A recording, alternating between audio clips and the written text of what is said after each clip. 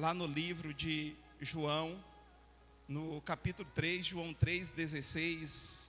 Nós vamos compartilhar a palavra de Deus nessa noite. É uma passagem muito conhecida por muito, né? Quem não já ouviu, né, essa mensagem? Mas eu orando a Deus, o Senhor falou o meu coração e eu quero compartilhar com você nessa noite, para que assim nós possamos entender e compreender aquilo que Deus tem para conosco nessa noite, em nome do Senhor Jesus. Amém? Todos aí acharam João 3,16? Mateus, Marcos, Lucas e João aí, né? Um livro que foi escrito para a igreja do Senhor Jesus. Amém? Podemos ler? Quem achou, diga amém. Então todos acharam, ou pelo menos a maioria, né? Queridos, a palavra do Senhor diz bem assim: porque Deus amou o mundo de tal maneira que deu o seu Filho unigênito, para que todo aquele que nele crê não pereça, mas tenha a vida eterna. Amém? Porque Deus, Ele amou o mundo de tal maneira ou de tal forma, seu Filho unigênito, primogênito, para que todo aquele que nele crê não pereça, mas tenha a vida eterna. Feche teus olhos, vamos orar a Deus, vamos pedir direção ao Pai, para que Ele possa falar aos nossos corações, para que essa palavra ela vai de encontro ao teu coração, à tua necessidade, talvez espiritual, que você veio aqui nessa noite, talvez pedindo uma palavra a Deus, e eu creio que Deus, Ele vai falar ao teu coração, porque não é nós que falamos, mas o Espírito do Senhor que está em nós. Pai querido, em nome de Jesus, assim, Pai querido, eu te apresento, Deus, a tua igreja nesse momento, Pai. E nesse momento, Deus, pedimos direção, Pai querido, da tua palavra, que a tua palavra possa falar aos nossos corações, possa trazer edificação, transformação, salvação para nossas vidas dessa noite. Para cada vida, Senhor, presente que seja necessitada, Senhor, da tua palavra, que assim, Deus, o Senhor possa, nesse momento, ministrar a este coração, ministrar sobre esta vida conforme o teu querer e a tua vontade, em nome do Senhor Jesus. Amém? Querido, podem vos assentar em nome do Senhor Jesus.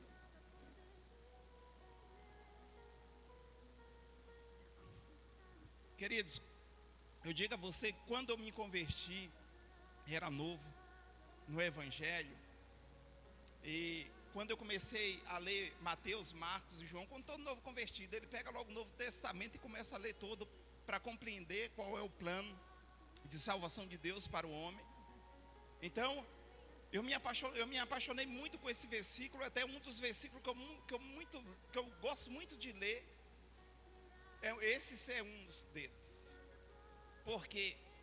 Porque esse versículo, ele não só fala do amor de Deus, né?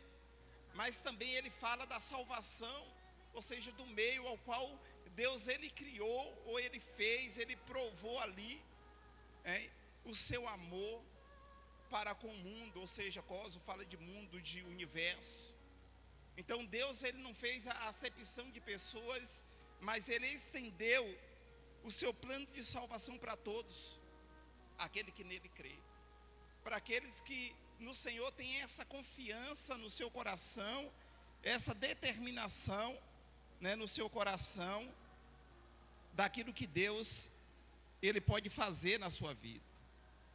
E quando Deus começou a falar, a ministrar o meu coração, eu fui anotando, né, porque sempre a gente fazemos isso, pra gente, senão você às vezes você esquece aquilo que Deus fala, porque o Senhor falou e te deu algo, mas a gente não somos um computador para estar gravando tudo, né? Nós aprendemos o plano de salvação de Deus. Então, só existe, querido, a salvação, porque existe o quê? A perdição.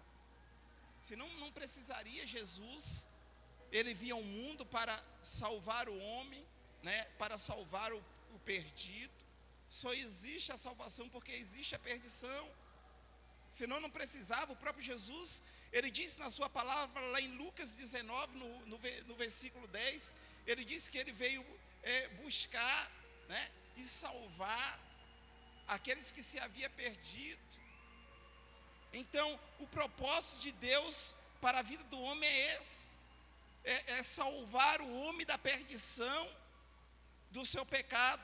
Lá em Romanos 10, no versículo, se você quiser abrir a tua Bíblia aí, lá em Romanos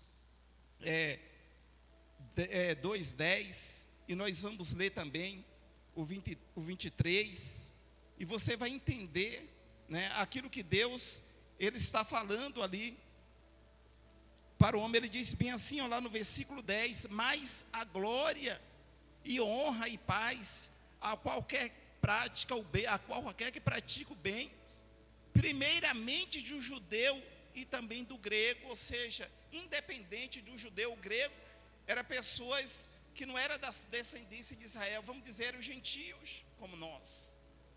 Então, o plano de salvação de Deus, independente dele salvar o homem da perdição, porque o homem estaria perdido, então precisaria, né, que Jesus ele criasse um plano de salvação para o homem, por meio de um homem, porque a Bíblia diz que por meio de um homem, ou seja, por meio de Adão, né, a palavra de Deus diz que o pecado ele reinou sobre todos os homens.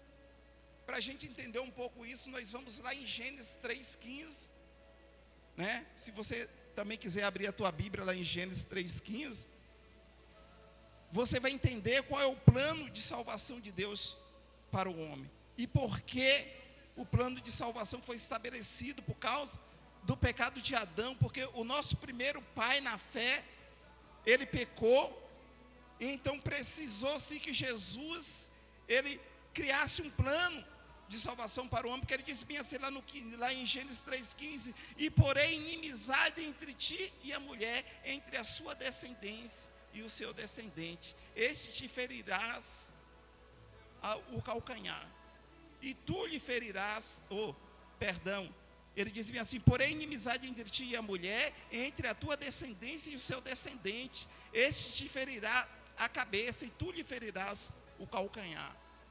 Então, olha aí, Deus agora, ele providencia um meio, né, de salvação para o homem, porque quem poderia pagar agora esse preço, né? Quem poderia fazer algo agora pelo homem, porque o nosso primeiro pai, Adão, o homem ao qual Deus criou, ao qual nós sabemos do pó da terra, né?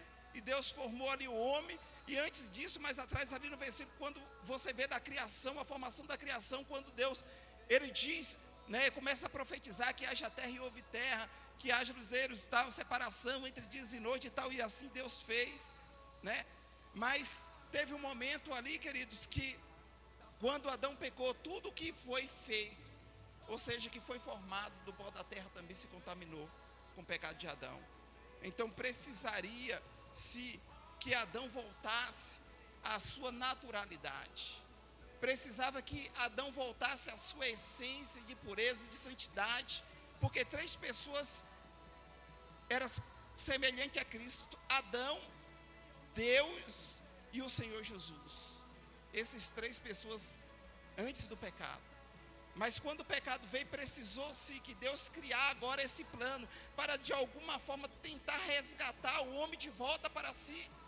E a única forma de fazer isso era Jesus, ele vir, né, ele descer aqui nessa terra. Lá em Isaías, no versículo 7, no capítulo 14, ele diz que o Filho, ou seja, o Senhor Jesus Cristo, Isaías, ele profetizou acerca de Jesus Cristo, né, depois de 700 anos, mais ou menos isso.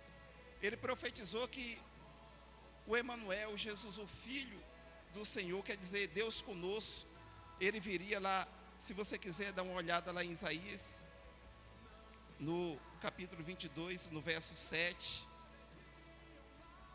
7,14, Isaías 7, no verso 14. Ele diz bem assim: portanto, o mesmo Senhor vos dará um sinal, a virgem conceberá e dará à luz um filho, e será o seu nome Emanuel, ou seja, Deus conosco. Então precisou, sim, querido, que Jesus viesse, né, como homem aqui nessa terra, vivenciasse todas as nossas aflições, as nossas dificuldades. Ele passou pelos mesmos problemas que nós passamos, pelas mesmas aflições, perseguições a qual nós passamos. Jesus vivenciou tudo isso, mas graças a Deus que a palavra do Senhor diz que em tudo ele foi provado, mas em nada ele pecou. Ele permaneceu na presença de Deus, ele permaneceu firme no propósito, ele permaneceu firme buscando a presença do Senhor Jesus Cristo, porque o pecado, ele tinha reinado sobre todos os homens, não tinha outra forma. O Senhor enviou profeta, enviou juízes, reis, vários homens tentando trazer o homem de volta a Deus, mas nada disso foi necessário. Precisaria que só Jesus Cristo, um sinal, que foi o Senhor Jesus Cristo, vinha aqui nessa terra como um homem, para poder resgatar o homem do seu pecado, da sua iniquidade. Amém? Graças a Deus que Deus, ele sempre providenciou um meio, porque nós estávamos condenados à morte eterna, porque era isso que nós merecíamos. Eu se perguntar a você, você quer morrer? Porque quando esse versículo de João 3,16, ele está falando da vida eterna, da morte eterna, ele está falando ali, né, que o homem está destinado a morrer eternamente, se ele continuar no pecado. Então, Jesus Cristo, ele providenciou esse meio, ele providenciou essa forma de o homem voltar-se a Deus, ou seja, a sua essência natural.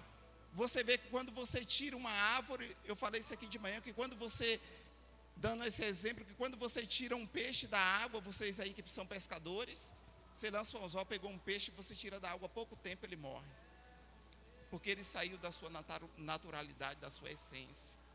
A mesma coisa, se você pegar uma árvore, arrancar ela da terra, ela morre, por quê? Porque ela saiu do seu natural. A mesma coisa foi o homem, ele saiu do seu natural, ou seja, da presença de Deus, e precisaria agora que ele voltasse de volta, mas a única forma era essa, era a cruz, porque as pessoas olham para a cruz e veem a cruz como um castigo. A cruz não é um castigo, queridos. A cruz é o propósito de Deus, é a vontade de Deus para o homem. Muitas das vezes a gente olhamos e falamos bem assim, eu vou carregar agora essa cruz, às vezes fala, a minha sogra é uma cruz, né? O meu filho é uma cruz, ou tal, aquela pessoa é uma cruz. Não. A cruz é o propósito de Deus para nossas vidas.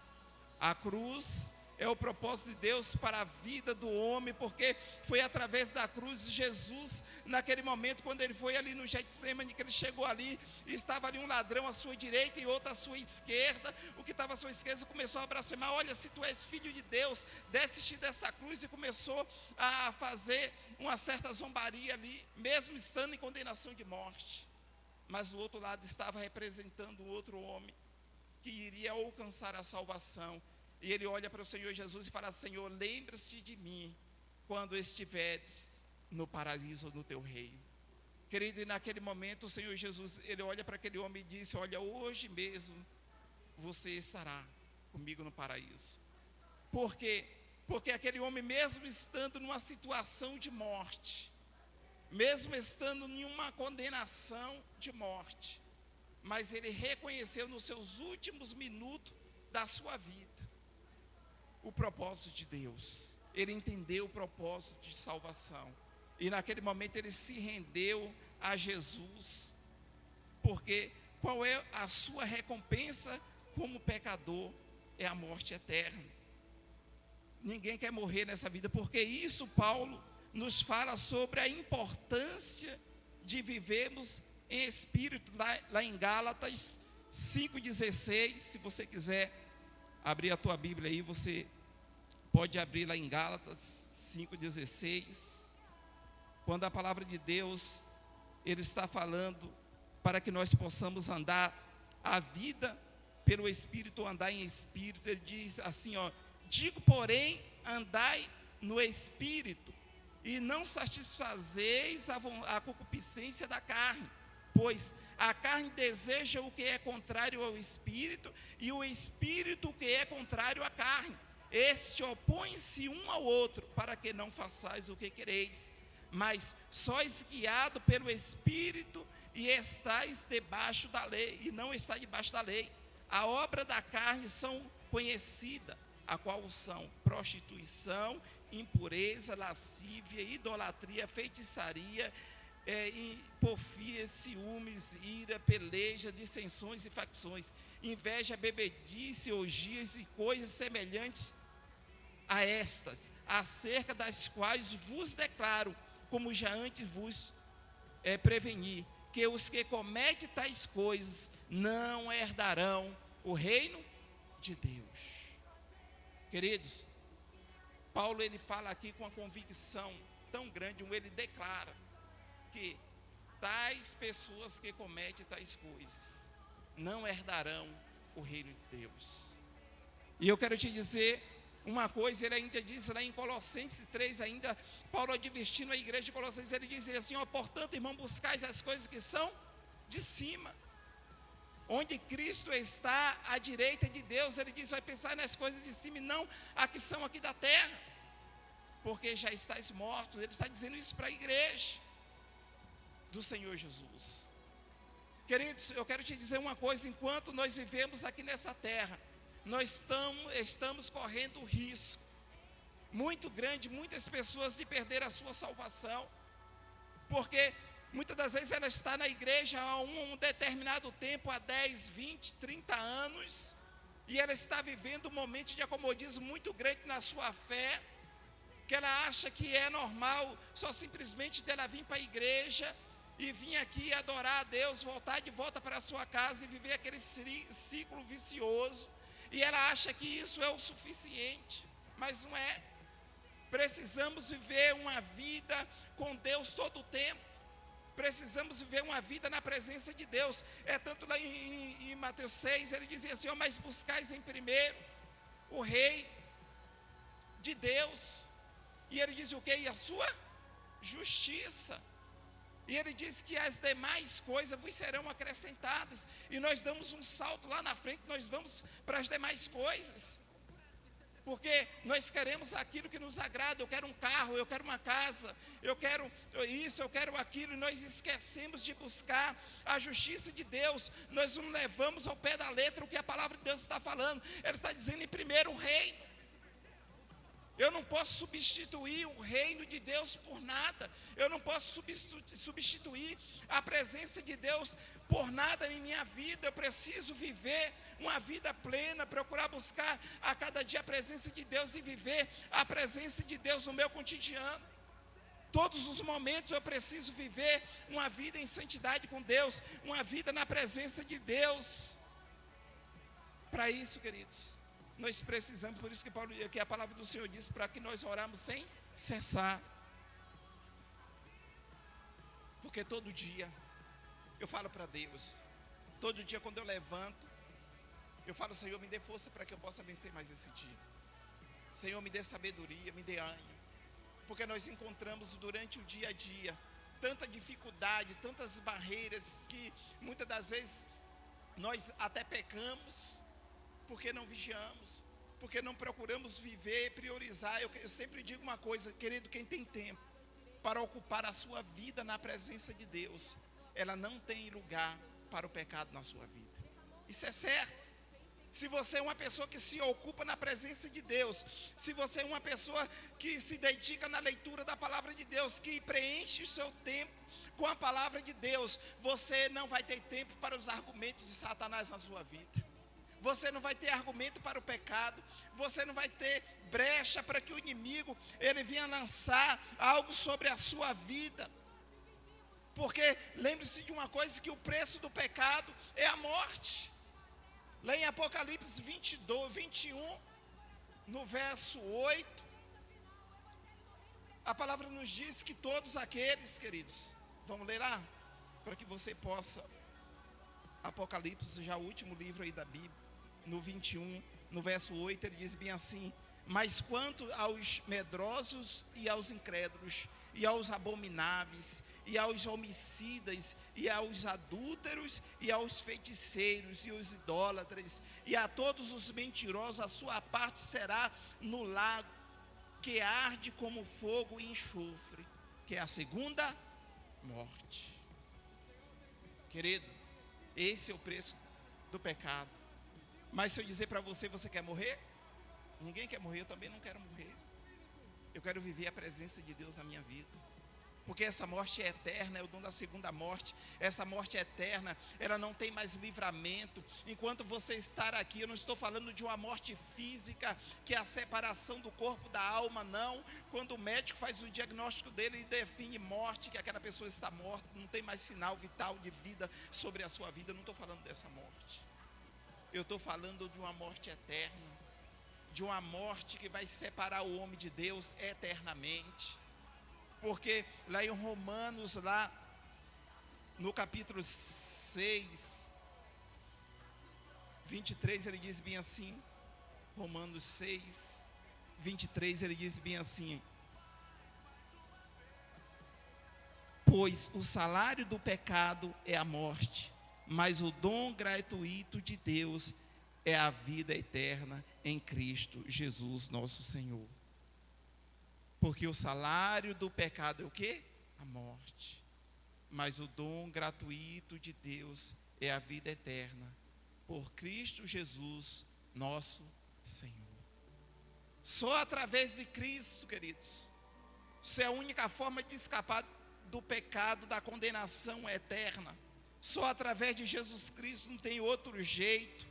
Não tem outra forma. A nossa salvação, Jesus, ele já fez a parte dele. Deus, ele já fez a parte dele. Quando ele disse lá em Romanos, Paulo falando em Romanos 5,8, ele disse bem assim: olha, mas Deus prova o seu amor para conosco, em que Cristo morreu por nós, sendo nós ainda pecadores.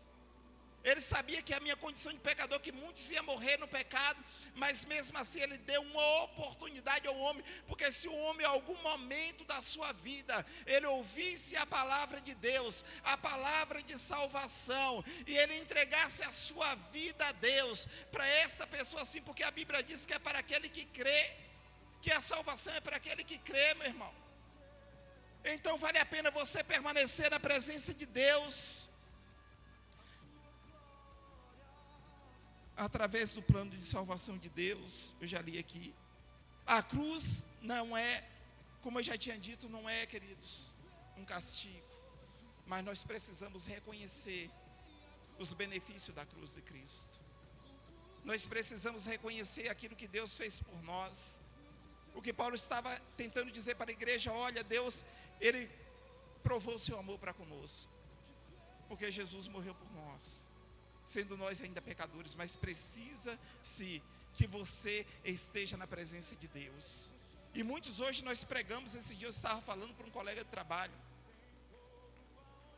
e outros, eu até me estressei com ele um pouco, porque eu comecei a falar de algo de Jesus, ele falou para mim que Jesus parece que era menino, e eu revidei com a palavra, eu falei: negativo, não é assim que você se expressa para o teu Senhor. Porque aconteceu uma coisa na vida dele, ele acha que foi culpa de Deus, e eu falei bem assim: vem cá, e você tem certeza que isso aconteceu, que foi Deus que fez?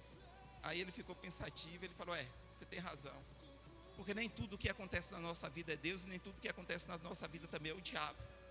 Tem coisa que é nós mesmos, que abrimos espaço, abrimos brecha, e o inimigo, ele entra ali e começa a fazer algo na vida da pessoa, e a pessoa não entende, ela acha que é Deus, mas não é Deus, porque Deus, ele resolveu o problema do homem. O salário do pecado era muito caro, eu não tinha condições de pagar, você não tinha condições nenhuma de pagar, homem algum teria condições de pagar, mas Jesus, ele pagou por nós. Quando ele estava ali na cruz, ali, naquele momento de aflição, ele diz para o Pai: ó Pai, se for possível, passa de mim esse cálice. Naquele momento, querido, o céu, ele se parou ali, a atenção a Jesus. Também tinha Satanás ali também, claro, toda a influência maligna, incentivando, fazendo tudo com que ele viesse, de algum momento a querer desistir do propósito de Deus. Mas Jesus não parou ainda a sua oração. Depois ele disse, em continuidade: mas todavia, Pai, seja feita a tua vontade e não a minha. Jesus aceitou.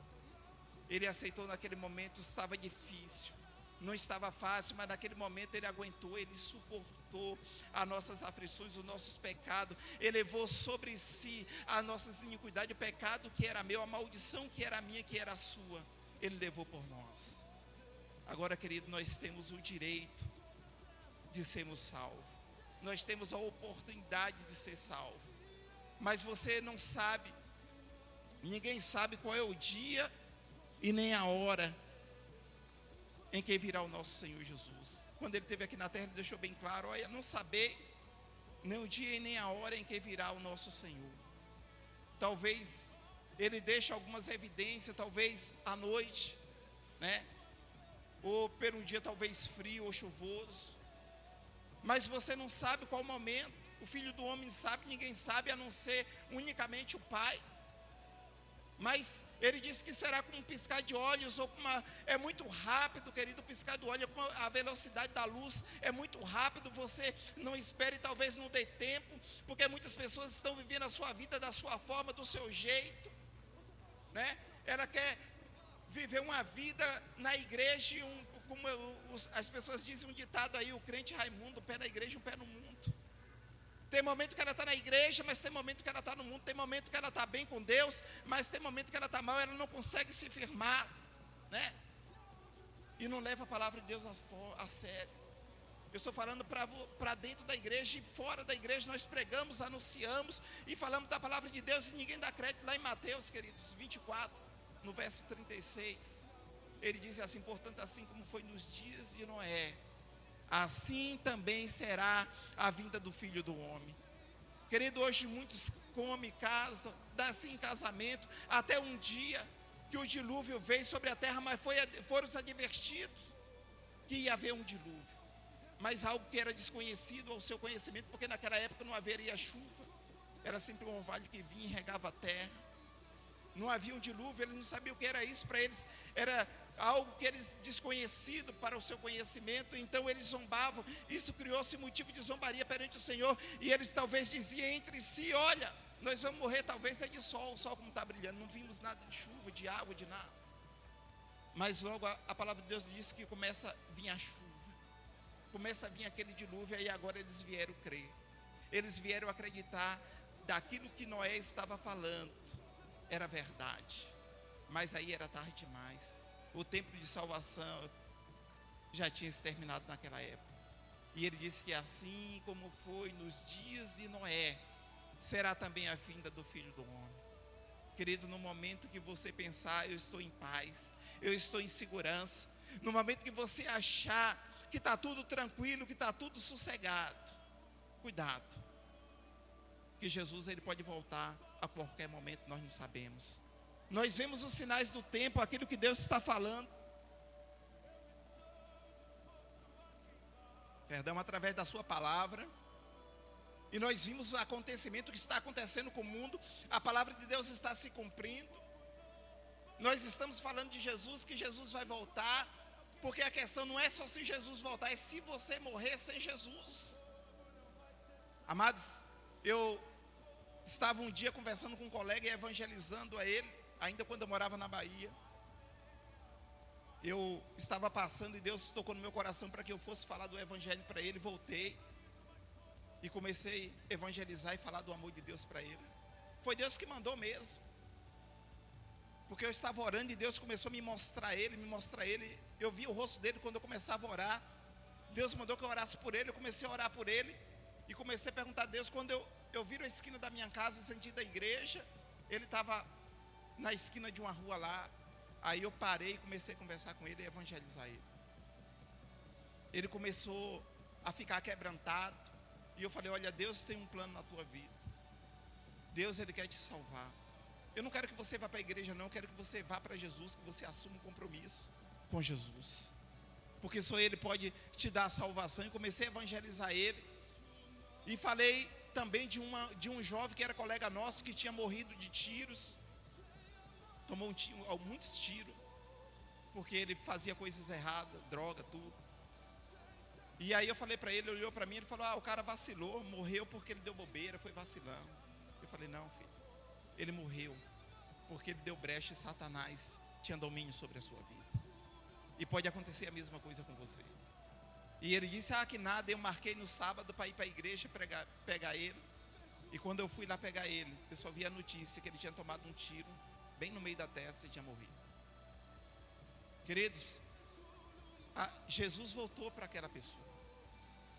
Irmão, você está me amedrontando? Não, eu estou falando a verdade para você. Porque a questão não é se Jesus voltar, porque Jesus pode voltar daqui a 10, a 20, a 30, ninguém sabe.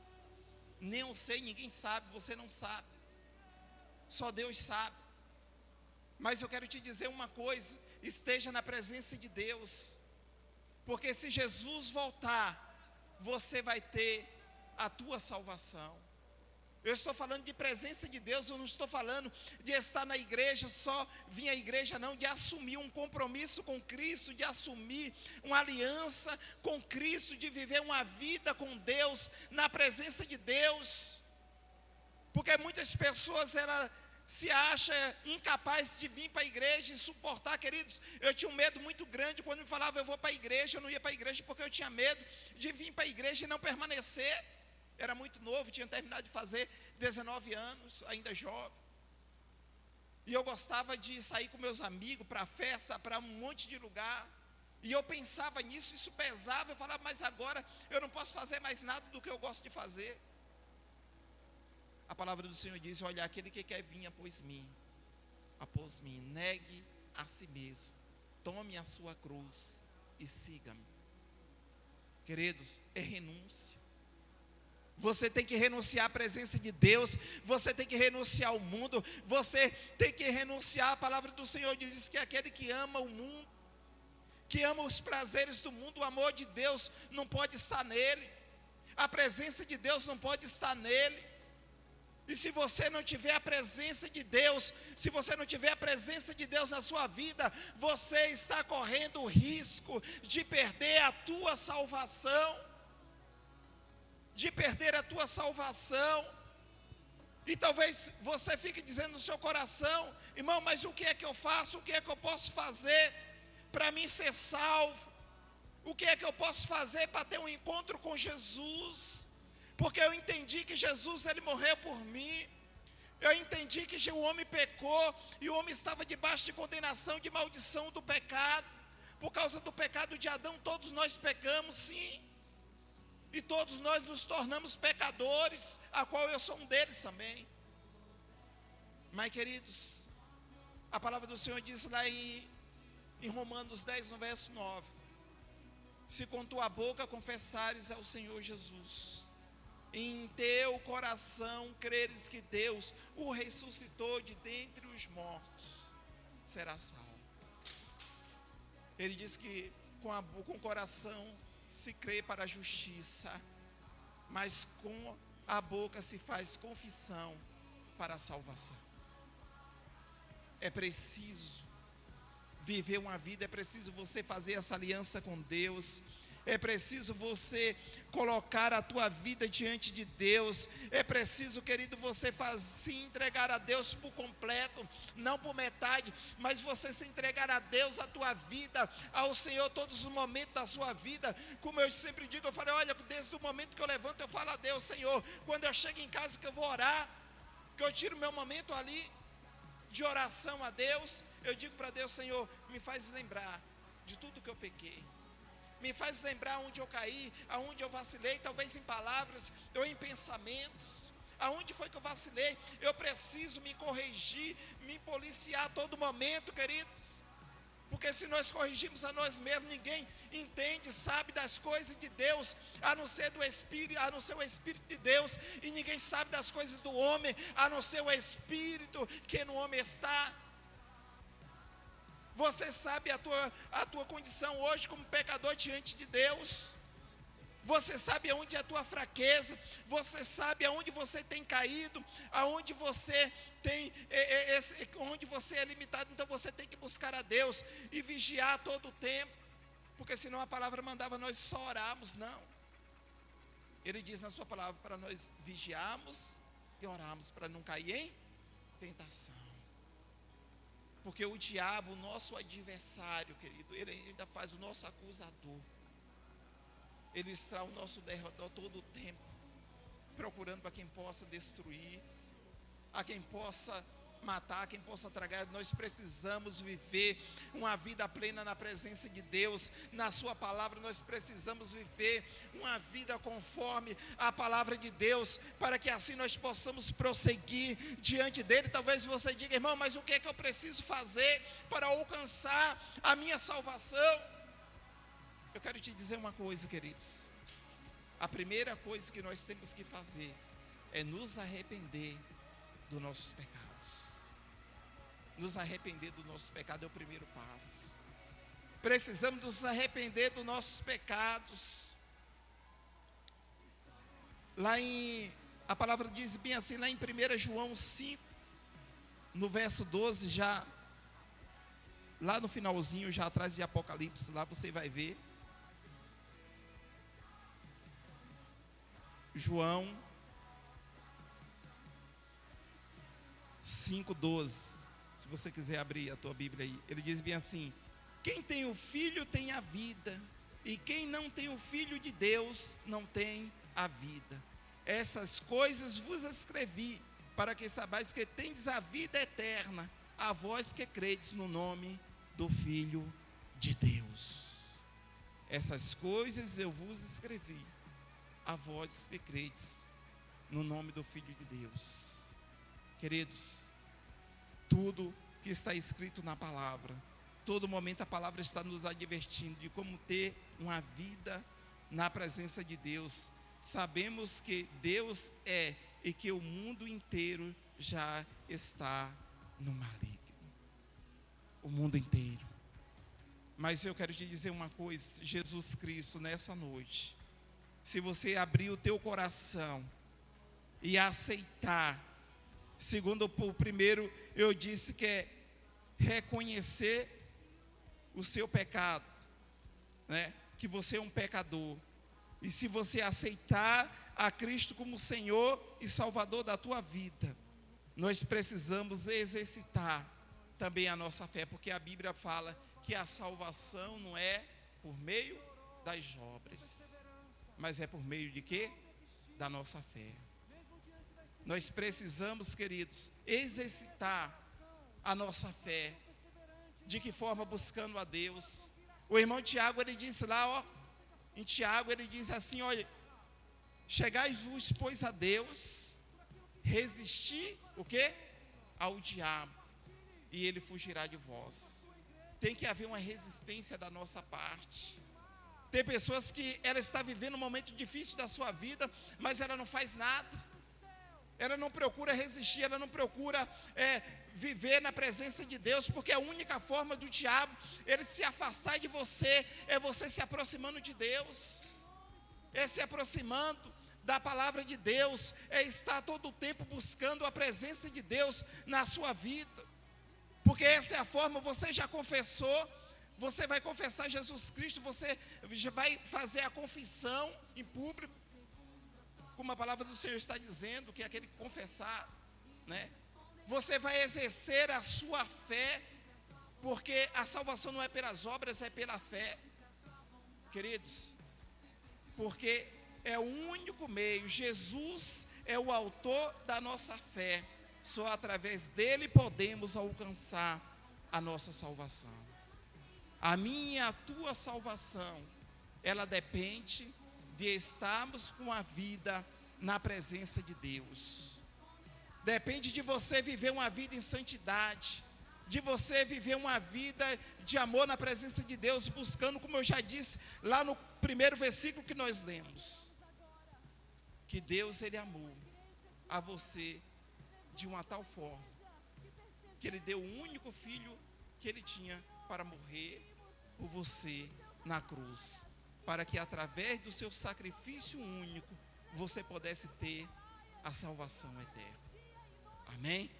E eu quero te dizer, querido, que essa salvação está diante de nós, ainda nesse dia ao qual nós vivemos. Basta sim você ter a atitude de querer mudar, Basta você ter uma atitude de mudança para a tua vida. Mas isso não depende de mim, isso depende de você. A palavra do Senhor diz assim que muitos são chamados, mas poucos escolhidos. Mas o que é que ele diz? Que aquele que permanecer até o fim será salvo. Tem que haver uma resistência, uma permanência de viver na presença de Deus, de viver uma vida de oração, uma vida de santidade, uma vida de comunhão, de entrega a todo momento. Eu tenho que me lançar diante de Deus, porque todo momento, querido, você sai aí fora. Eu sempre digo, nós trabalhamos aí nessas áreas e nós ouvimos tantas coisas durante o dia. Quando você chega com aquele vazio. E aí você começa a orar a Deus e Deus começa a preencher. Porque todo momento nós precisamos estar nos revertindo da presença de Deus, amém? Nós precisamos estar nos fortalecendo na presença de Deus. Nós precisamos estar buscando a presença de Deus a todo tempo, para que assim nós possamos viver uma vida na presença dEle. Porque se Ele voltar, querido, no momento ao qual nós não sabemos, nós vamos estar firmes na presença dEle, amém? Então se coloque de pé. Eu quero orar nessa